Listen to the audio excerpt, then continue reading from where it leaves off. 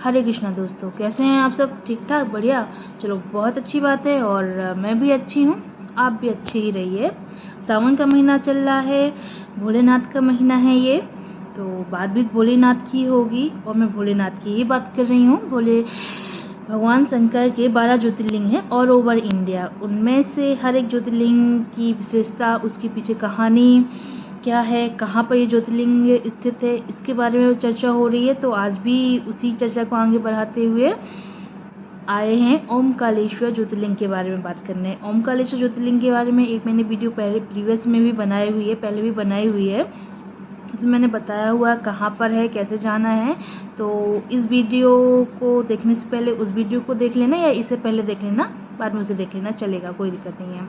ओमकालेश्वर ज्योतिर्लिंग and Mamleshwar ज्योतिर्लिंग एक ही ज्योतिर्लिंग के दो भाग हैं। ममलेश्वर ज्योतिर्लिंग को कई जगह बहुत सारे शास्त्रों में अमलेश्वर ज्योतिर्लिंग करके लिखा गया है, दर्ज किया गया है। अमलेश्वर ज्योतिर्लिंग, ममलेश्वर ज्योतिर्लिंग को जिसको अभी बोलते हैं आज।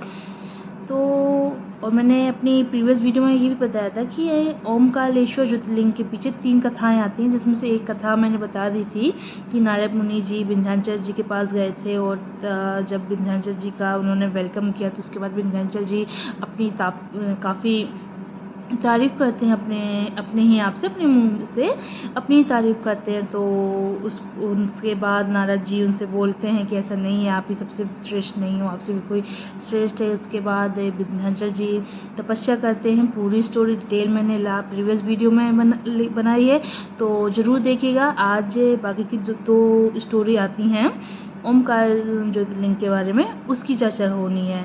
बट वीडियो स्टार्ट करने के पहले वही पुरानी बात, अगर चैनल सब्सक्राइब नहीं किया है तो कर लेना है, एकदम फ्री है। लाइक कमेंट शेयर तो करना है। एन केन प्रकार नैन आई डोंट नो कैसे, बट चैनल सब्सक्राइब करना है, ठीक है। तो आइए आगे जानते हैं ओमकालेश्वर ज्योतिर्लिंग की बची हुई 2 स्टोरियों के बारे में। ओमकालेश्वर ज्योतिर्लिंग की जो नेक्स्ट कथा है, जो सेकंड स्टोरी है, वो राजा मानधाता के बारे में है। कहा जाता है कि राजा मानधाता ने यहाँ पे भगवान शंकर की घोर तपस्या की थी, और उनकी तपस्या से प्रसन्न होकर भगवान शिव ने उनको दर्शन देने दिए और उनसे कहा, राजा मानधाता से बोला कि आप कोई भी 2 वरदान मांग लीजिए। राजा मानधाता ने पहला वरदान तो ये मांगा कि प्रभु यानी कि भगवान शंकर सदैव के लिए वहाँ पे विराजमान रहें। वरदान दिया, भगवान ने बोला ओके ठीक है, तथास्तु। और भगवान शंकर उधर पे ज्योतिर्लिंग के रूप में प्रकट हुए। एंड जो सेकेंड वरदान उन्होंने मांगा वो ये था कि आपके नाम से मेरा नाम जुड़ा रहे, इसलिए वहाँ के क्षेत्र को ओमकार माधाता भी बोला जाता है।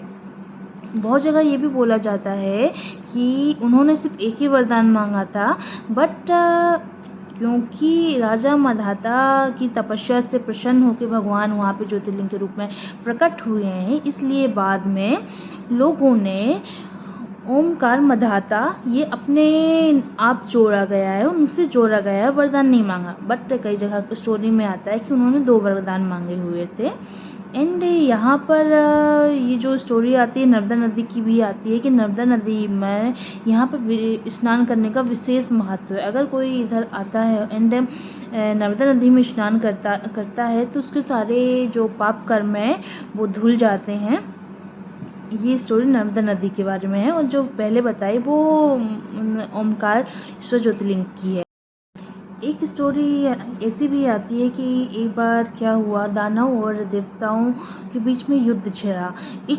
इस युद्ध में जो दानव थे वो देवता के ऊपर काफ़ी हावी हुए, मतलब दानवों की विजय हुई और देवता इस युद्ध में हार जाते हैं, और दानव के पास स्वर्ग लोक चला गया क्योंकि जीते तो वो थे।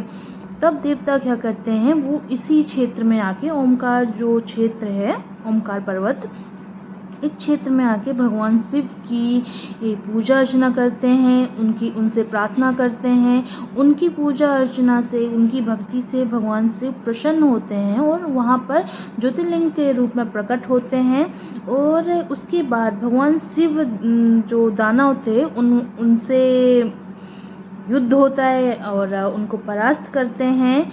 ये स्टोरी भी आती है ओमकार ज्योतिर्लिंग के बारे में। और साथ में ये भी कहा जाता है कि जो कुबेर हैं उन्होंने भी इस मंदिर में आकर तपस्या की है, इस ओमकार क्षेत्र में आके भगवान शिव की तपस्या की, क्योंकि वो भगवान शिव के बहुत बड़े भक्त हैं।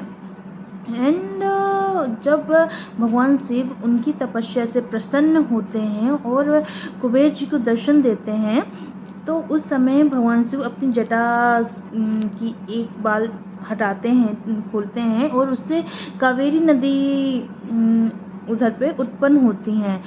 उस कावेरी नदी में कुबेर जी स्नान करते हैं और कुबेर जी को इधर पर ही भगवान शिव ने धनपति होने का आशीर्वाद दिया था।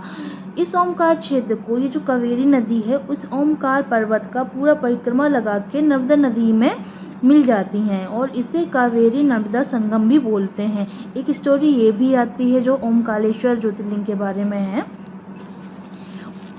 यहाँ पर एक आदि शंकराचार्य गुफा भी है।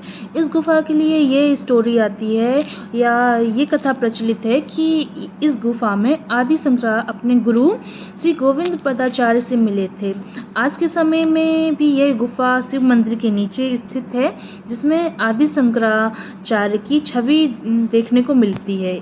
इस पावन स्थल की भूमि पर कदम रखते ही भक्तगणों के संकट दूर हो जाते हैं।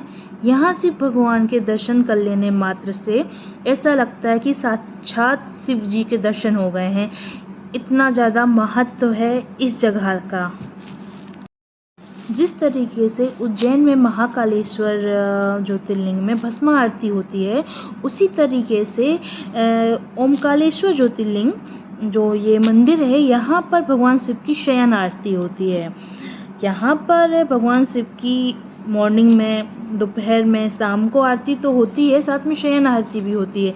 अब ये शयन आरती को हम कैसे समझेंगे, तो बहुत सिंपली शब्दों में बोलूँ तो मैं ऐसे समझ सकते हैं कि मानता यहाँ पर यह है कि भगवान शिव यहाँ पर हर रात्रि सोने के लिए आते हैं। वह माता पार्वती और भगवान शिव यहाँ पर चौरस का खेल भी खेलते हैं, इसलिए यहाँ पर भगवान शिव के लिए एंड माता पार्वती के लिए चौरस भी तैयार करके रखा जाता है।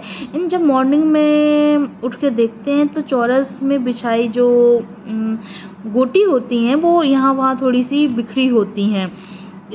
तो यही माना जाता है, ये मानता है कि यहाँ पे प्रभु हर रात्रि आते हैं। माता पार्वती एंड महादेव चौरस का जो खेल होता है वो खेलते हैं। एंड रात्रि के समय वहाँ पर कोई परिंदा भी पर नहीं मारता ओमकारेश्वर मंदिर में। नर्मदा क्षेत्र में ओमकारेश्वर सर्वश्रेष्ठ या सबसे ज़्यादा महत्वपूर्ण तीर्थ है। शास्त्रों में मान्यता यह है कि कोई भी व्यक्ति यदि तीर्थ यात्री देश भर में सारे तीर्थ हो आए, लेकिन अगर जब तक वह ओमकारेश्वर आकर लाए हुए बाकी के तीर्थों का जल यहाँ पर नहीं चढ़ाता तो उसकी तीर्थ यात्रा अधूरी मानी जाएगी। ओमकारेश्वर तीर्थ के साथ नर्मदा जी का विशेष महत्व है। शास्त्र में मान्यता यह है कि जमुना जी में 15 दिन का स्नान तथा गंगा जी में 7 दिन का स्नान का जो फल होता है, उतना ही फल पुण्य फल बोलेंगे हम, उतना ही पुण्य फल नर्मदा नदी जी के दर्शन मात्र से प्राप्त होता है। तो बस फ्रेंड्स, आज की वीडियो के लिए इतना ही। एंड जैसा कि मैंने पहले भी बोला है, सावन का महीना चल रहा है, भोलेनाथ का महीना है। भोलेनाथ तो भोले भंडारी हैं। महादेव की जितनी भी महिमा का गुणगान किया जाए उतना कम है। बस आप सब पर भगवान शिव की कृपा बनी रहे, यही भगवान से प्रार्थना करती हूँ। आज की वीडियो की इतना ही रखते हैं। आगे भी और भी ज्योतिर्लिंग हैं, उनकी वीडियो भी मैं बहुत जल्द अपलोड करूँगी, लेकिन ये वीडियो पूरी देख लेना। ओमकारेश्वर ज्योतिर्लिंग की ये सेकंड पार्ट है, पहला मैंने अपलोड कर दिया था, ये सेकंड है। इन जाने से पहले मैं यही बोलूँगी कि वीडियो सब्सक्राइब कर दो। वीडियो सब्सक्राइब नहीं होती है, वीडियो लाइक होती है, तो वीडियो लाइक कर देना, कमेंट शेयर भी कर देना। इन चैनल ज़रूर सब्सक्राइब कर देना। एन प्रकार नैन, आई डोंट नो कैसे, बट कर देना। फ्री है, कोई कॉस्ट नहीं लग रहा है। आप तो बस लाल बटन को ऐसे दबाना टक से, वो तो सब्सक्राइब हो जाएगा और ज़्यादा कुछ नहीं करना है, ठीक है। तो भूलना बिल्कुल नहीं। तब तक चलिए ठीक है, मिलते हैं नेक्स्ट वीडियो पे। तब तक के लिए जय श्री कृष्णा।